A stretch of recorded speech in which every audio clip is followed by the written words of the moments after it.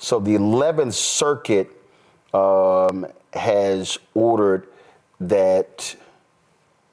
Where is it? Okay, here it is. Okay. All right, go to my iPad. So the 11th Circuit has ruled that Jack Smith's final report can be released. They have over all these damn pop-ups.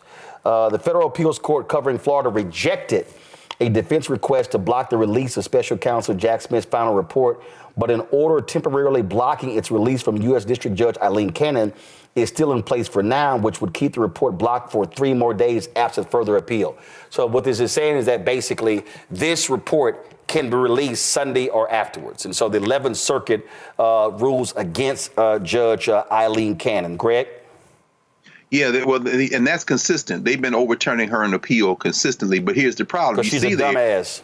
She's a dumbass, and hopefully she doesn't end up on the Supreme Court, because if anybody is not paying attention within the first 2 years of this damn term before they maybe lose the Senate or whatever, they're gonna force Clarence Thomas to walk the plank. So, but that having been said, you see, though, that there's still a 3-day gap there because they are going to appeal this. Of course, we know, and you've been saying this, we've all been saying it in one form or another, the whole Trump strategy was delay to get to it past the election. So, yeah, that just means that they're going to give them time to appeal and they're going to push it past. Now, the question, do you think, Roland, that we're going to see any of these reports? I'm thinking less about the legal pathway and appeals and more about Merrick Garland, who is already cleared to release part of it. Listen, I am hoping that there is a Daniel Ellsberg somewhere in the DOJ that has put both of those volumes on a flash drive, and before they walk out, in 11 days, sitting here, got it on the flash drive, and then all of a sudden, in about 2 or 3 months, that sucker mysteriously is dropped like the Pentagon Papers. And here's the whole deal. You ain't, see the beauty now, you ain't even got to go to the Washington Post or the New York Times like they did with the Pentagon Papers. Remember when remember the Panama Papers?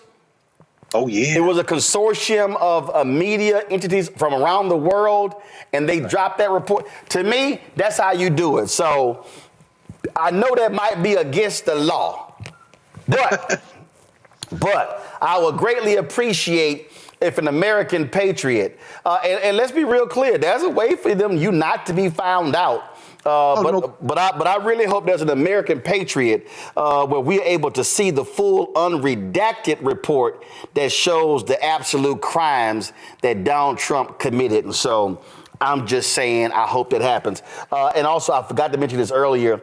The Smartmatic $2.7 billion lawsuit against Fox News is now set for trial. The judge ruled against Fox News. They are moving forward with that. And I really hope Smartmatic don't settle.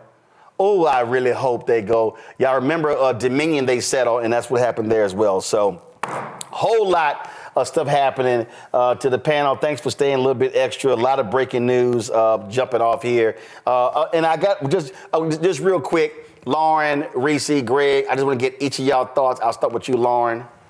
What the hell do you make of Amazon handing over $40 million for a damn Melania Trump documentary? Everybody's trying to curry favor, all these corporations. You saw Mark Zuckerberg bow down once again to Donald Trump, and Amazon and ABC News hand Donald Trump $15 million on a case that they were not going to lose, a defamation case. And so Amazon is doing the same thing. That's what it is. Reese? Yeah. This is who they want to be.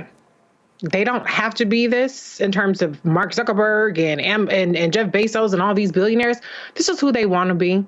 It's not about, oh, well, let me try to get in Trump's good graces for my survival. These people are filthy freaking rich, like a whole nother planet. Literally, Mark Zuckerberg, Jeff Bezos goes to the moon whenever the hell he feels like it.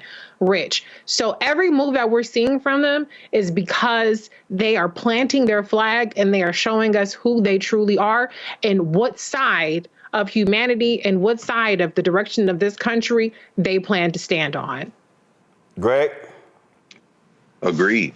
I agree 100%. Anytime you live in a country where a fool like Eileen Cannon may end up on the Supreme Court, anytime you live in a country where, while Jimmy Carter was being funeralized, as black folks said, at the National Cathedral, the hillbilly horde was in the House of Representatives passing a bill to take out or to call out the International Criminal Court, then you know that we are way past the event horizon. And so I'm going to say what I've been saying, what we all been saying, but I'll never stop saying this consistently. This platform, this show, this work, the way that you've made, Roland, it is more important than ever because it's very dark at this moment. But this is an age of heroes. It's an age, if you want to use the phrase that you used earlier, of patriots. It's an age to say that we stand with our common humanity. Mark Zuckerberg is with increasingly, he would call newspapers and all that stuff legacy media. But his platforms are, they're not as fresh as they used to be.